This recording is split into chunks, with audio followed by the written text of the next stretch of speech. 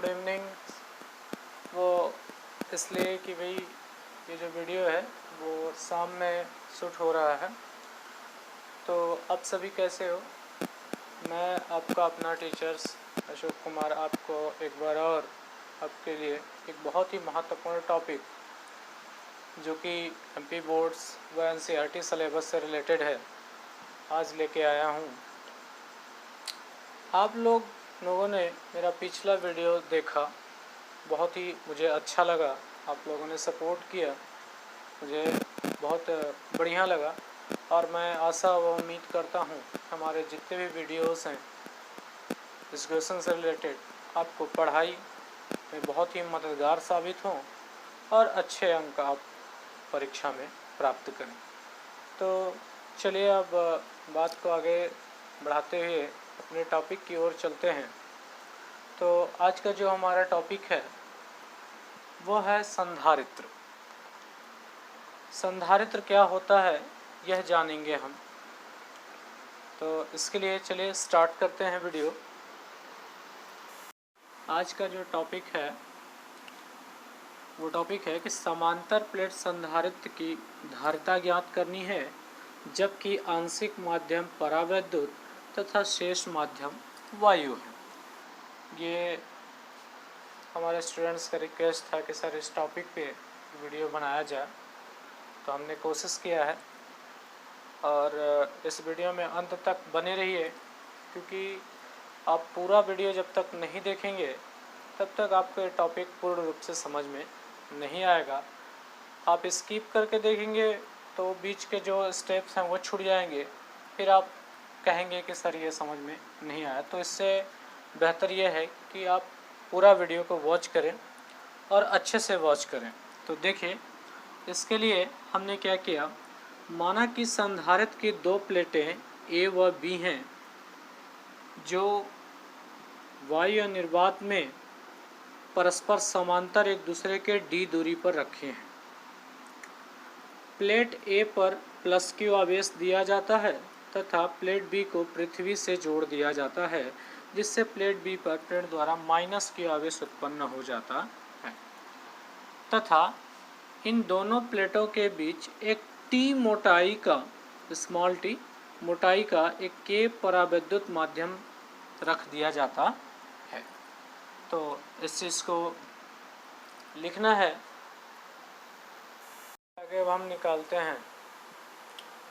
ये हमने जो चित्र में देखा वो हमने लिखा और निकाल लिया क्या, प्लेटों पर आवेश का पृष्ठ घनत्व। अब हम निकालेंगे एक बार वायु वाले क्षेत्र में विद्युत क्षेत्र की तीव्रता तथा एक बार निकालेंगे परावैद्युत माध्यम विद्युत क्षेत्र की तीव्रता। तो हम निकालते हैं कि वायु वाले माध्यम में प्लेटों के बीच किसी बिंदु पर विद्युत क्षेत्र की तीव्रता, विद्युत क्षेत्र की तीव्रता अर्थात E1 बराबर सिग्मा बटे एप्सिलॉन जीरो, सिग्मा बटे एप्सिलॉन जीरो। यहाँ एप्सिलॉन जीरो का हम मान रख देंगे Q बाई A, तब क्या हो जाएगा Q by epsilon zero A। इसी प्रकार अब हम निकालेंगे परावैद्युत माध्यम में, परावैद्युत माध्यम में प्लेटों के बीच किसी बिंदु पर विद्युत क्षेत्र की तीव्रता। जब परावैद्युत माध्यम में निकालते हैं तो इसको E2 मान लेंगे सिग्मा बटे एप्सिलॉन जीरो के, क्योंकि ये परावैद्युत माध्यम में है। अब इसका हम यहाँ भी इसका मान रख देंगे सिग्मा का, तो हो जाएगा Q बाई एप्सिलॉन जीरो के ए। ये हमारा निकल गया E1 और E2 का मान। अब जब E1 E2 का मान मिल गया तो ये अलग अलग है, अब परिणामी निकाल देंगे अतः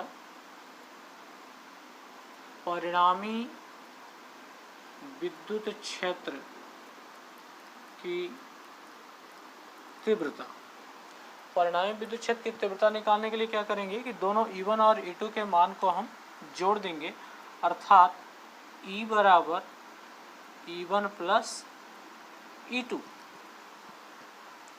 इसके लिए अब E1 और E2 तो निकाल जाएंगे, लेकिन अभी हमको निकालना है विभवांतर। तो विभवांतर निकालने के लिए विद्युत क्षेत्र की तीव्रता तथा प्लेटों के बीच की दूरी का हमको क्या करना पड़ेगा। अब देखिए निकालते हैं कि दोनों प्लेटों के बीच विभवांतर, तो विभवांतर निकालने के लिए हम करेंगे VA माइनस VB बराबर, फार्मूला होता है विद्युत क्षेत्र की तीव्रता गुणे प्लेटों के बीच की दूरी। तो y वाले माध्यम में विद्युत क्षेत्र की तीव्रता थी E1 और उसके प्लेटों के बीच की दूरी थी D minus T plus E2, ये क्या था परावैद्युत माध्यम में, और उसके प्लेटों के बीच की दूरी कितनी थी T। अब E1 की जगह E1 का मान रखेंगे और E2 की जगह E2 का मान रखेंगे।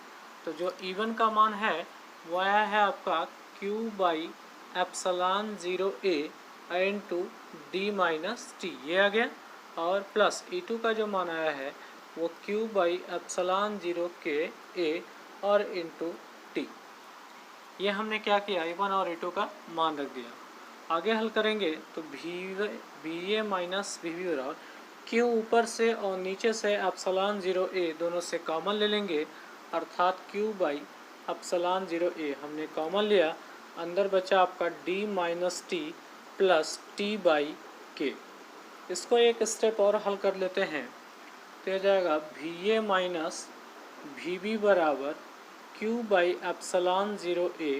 और ध्यान से देखिए कि D अपने जगह पे है, ये इन दोनों से T हम कॉमन ले लेते हैं, अर्थात माइनस T कॉमन लेंगे तो यहाँ बचेगा 1, और ये माइनस लेने से ये माइनस हो गया और यहाँ भी 1 बचेगा और बटे हम कर लेंगे K।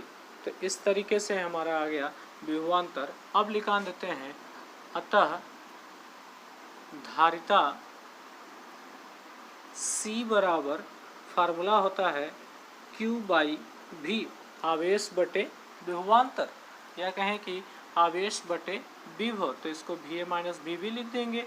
अब यहाँ हम मान रख देंगे तो C बराबर Q upon VA minus VB का मान Q by epsilon 0A into D minus T into 1 minus 1 by K।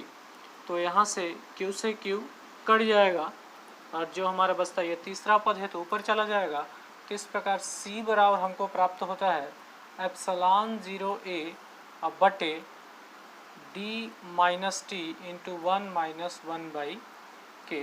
ये हमारा हो गया संधारित्र, और ये हो गया समांतर प्लेट संधारित्र की धारिता का व्यंजक, जिसका अब धारिता आया तो धारिता का मात्रक होता है फैरड। इस प्रकार हम लिखेंगे फैरड।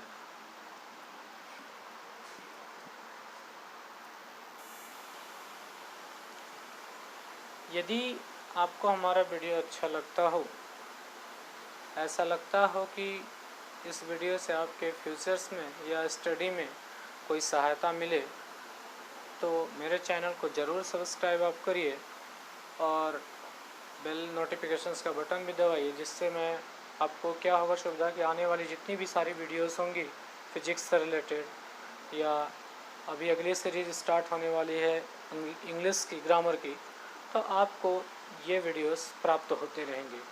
देखिए, लाइक करिए, जो भी समझ में ना आए उससे पूछिए, क्योंकि जब तक आप पूछेंगे नहीं तब तक हमें कैसे समझ में आएगा कि आपको क्या समझ में आ रहा है क्या नहीं आ रहा है, क्योंकि लाइव क्लास तो है नहीं कि हम एक कक्षा में बैठ के पढ़ा रहे हैं, अब ऑनलाइन के माध्यम से हो रहा है। तो आप थोड़ा सा कोऑपरेट करिए और हम भी करते हैं। इसी के साथ हम धन्यवाद कहना चाहते हैं।